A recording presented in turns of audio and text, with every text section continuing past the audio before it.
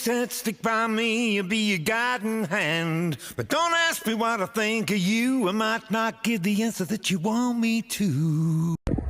Howdy, I'm Joe, and this is my show, Joe's Rides.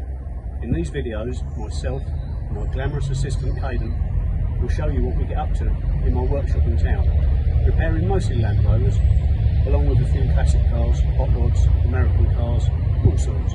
We'll also do some videos from my workshops at home, where you will see some of my projects, more cars, bikes, hot rods, odds and sods, you name it. So if you like petrol, oil, dirt and beer, then tune in. If you're a bit woke, left wing, if you believe in climate change or you're vegan, then fuck off! Howdy. So today I thought I'd tell you a little bit more about another one of my projects, which is lurking in the corner of the workshop here, which is a 1969 Daimler 250. I bought this car, not last year, 2 years ago I bought this car. Done a lot of work on it outside during the summer of the year before last. Got quite a lot done, and then brought it in when the winter came and carried on with it inside here in the workshop. Again, it's another project which hasn't seen a lot of my love this year because I've been out enjoying myself. But when we get a little bit further forward with the transit bodywork, which I hope that will be the case over Christmas, when we're going to take a little bit of time off, then we'll get back on this in earnest in the new year. So it's another one of those cars that I bought unseen off eBay, and when it turned up, I kind of wish I hadn't.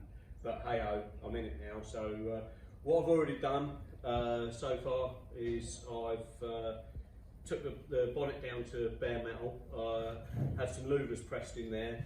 This is going to be, my idea for this car is going to be a little bit of sort of resto mod, stroke Goodwood type thing.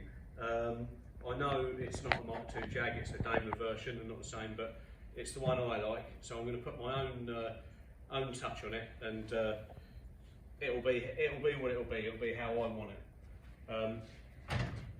So I did busy myself underneath here. There is a few stray wires still because the wiring and electrics will probably come nearer the end of this project, so excuse those, they're not my doing.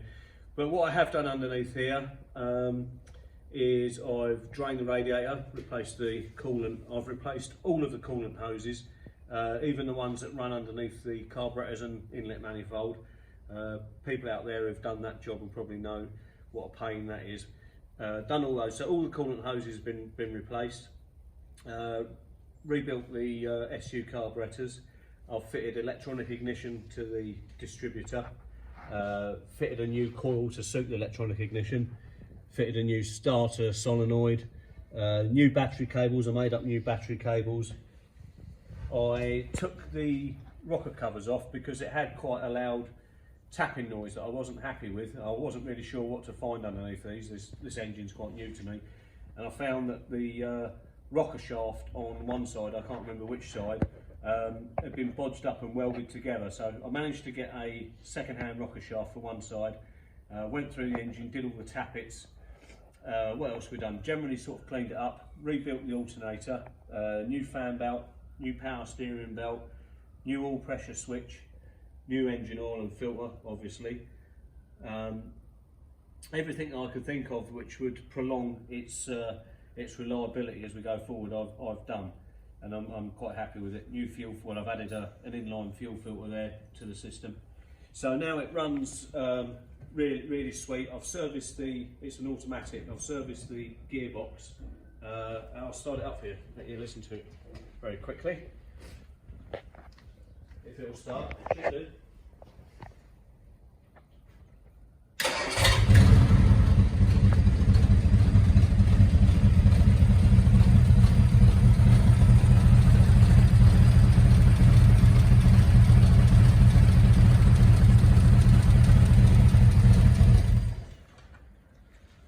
So yeah, it runs absolutely sweet as a nut. The exhaust is blowing underneath, the exhausts are all rotted on it. I'll make some new ones of those up as and when we move forward with that. Bodywork wise, it's not terrible. There is a lot to do. It could be worse, I guess. Typical Mark II Jag stroke Daimler areas. I'm fairly sure that this part of the wing is full of filler. So I'm going to cut probably about 2 or 3 inches up from the wheel arch lip all the way around the radius of the wing there, and weld in some new metal. As I say, bonnet's done. Doors are not too terrible. They're going to want some repairs at the bottom, I imagine, once I grind them back. The interior is not far off done actually. I removed all of the seats, all of the carpets, and pressure washed the whole of the car out when it was hot on a summer's day. Even the headlining, pressure washed that as well. I took all the seats out, I've recoloured and recolonised them. Had to do a few repairs here and there, and they've come out reasonably well. The door cards are grotty. I'm going to buy some new replacements for those. They're quite expensive. I think they're thick end of 500 quid for a set of door cards, but I can't live with the ones that are in it, so that's something else we'll do. Yeah, new carpets I've done, so not quite done in there, but not far away either. A lot of this bright work I think will clean up after we've painted the car. The only other bit of bodywork I've done is I took the boot lid down to bare metal, and that's now in primer as well. I've got the wheels banded and treated it to a set of new tyres, so it's going to have this kind of period race car look about it. I've got not a new, but I've got a better front bumper, which will go on obviously after the car's painted. Rear bumper's not very nice, I'm going to have to try and source one of those. All this glass is going to have to come out. It's been siliconed in anyway, so we'll pull all the glass out of the car before we prime it, and then that will go back in with new rubbers, which I'm sure I can get. So yeah, there you have it, another one in progress. Still a long way to go. I've done all the brakes incidentally. Again, anyone who's done brakes on these cars will know that they can be a little bit trying, but they're all done along with a new brake master cylinder. I have noticed a lot of the instruments and dials and lights etc. don't work, but again that'll all come as one big job when I complete the wiring. So there you go, another one in progress. Okay, just a quick chat on this car behind me. This is my car, it's a Jaguar XJ8. It'll become apparent during the course of these videos that I don't actually own any practical cars, or didn't until I bought this. Is it practical? Well, but if I need to go a distance, say 100 miles or so, I'll take this car. It's a lovely, comfortable thing. You get there, you get out of it, it's just like sitting in your armchair all day long. So it doesn't get a lot of use, and it's pretty low mileage. It came out of London. It's a long wheelbase car. I don't think there's a lot of long wheelbase cars around, so it's probably a fairly rare one from that point of view. Yeah, XJ8 V8 engine. All cars got a V8 engine. Yeah, massive, magnificent bit of kit.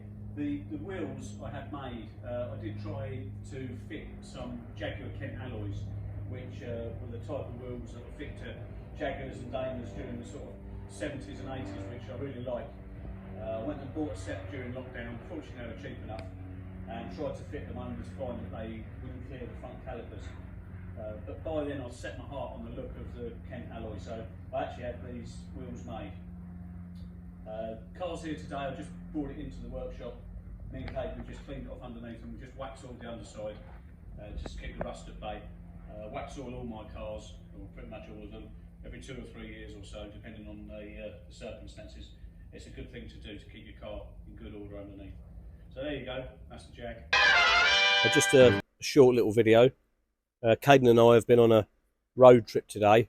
It's a horrible December rainy Monday, and we've been down to Basingstoke initially to pick up a set of alloy wheels for the Honda GL1000 bike, which I mentioned I've bought. Yet to do a video on that bike, along with a pair of US spec high-rise handlebars for it and an electronic ignition kit. But the other thing I picked up today was this auto box for the Mark III transit van. So I've already mentioned that we're going to put a 24 valve Cosworth V6 BOA engine in that van, and I was keen to put an automatic gearbox behind it.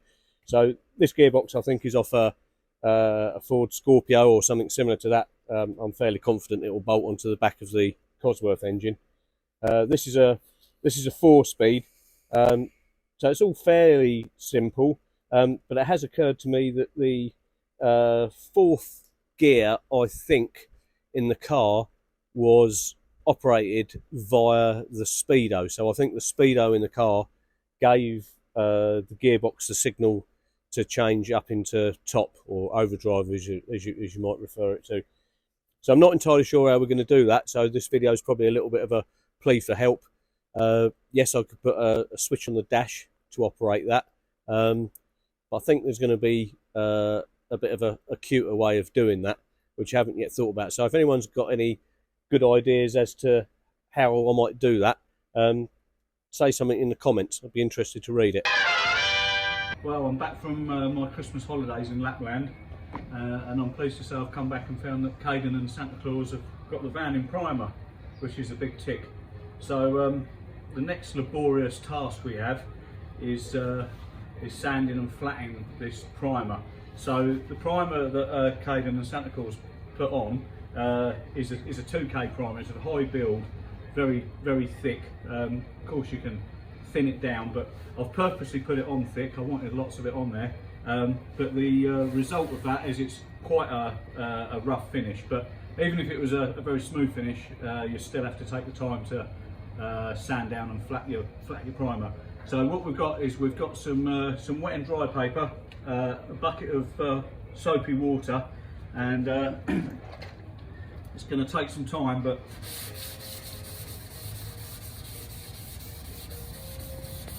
we're gently going to use the paper on this block, and after some rubbing,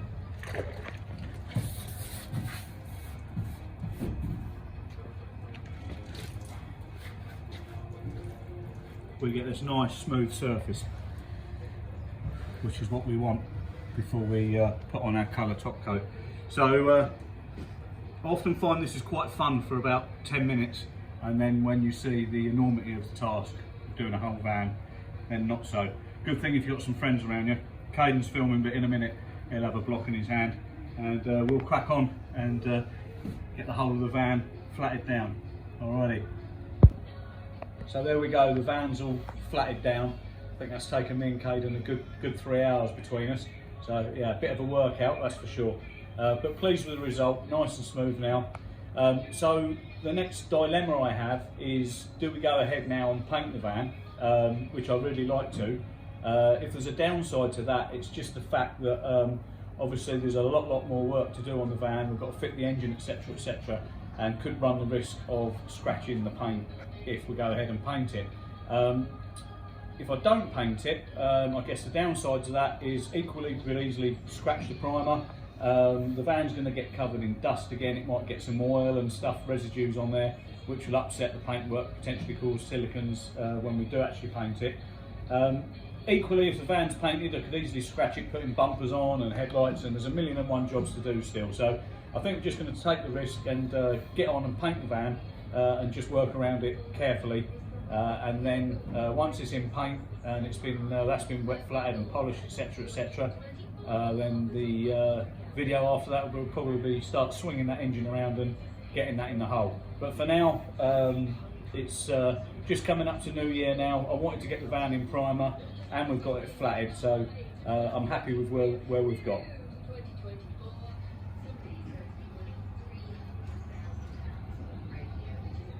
Happy New Year!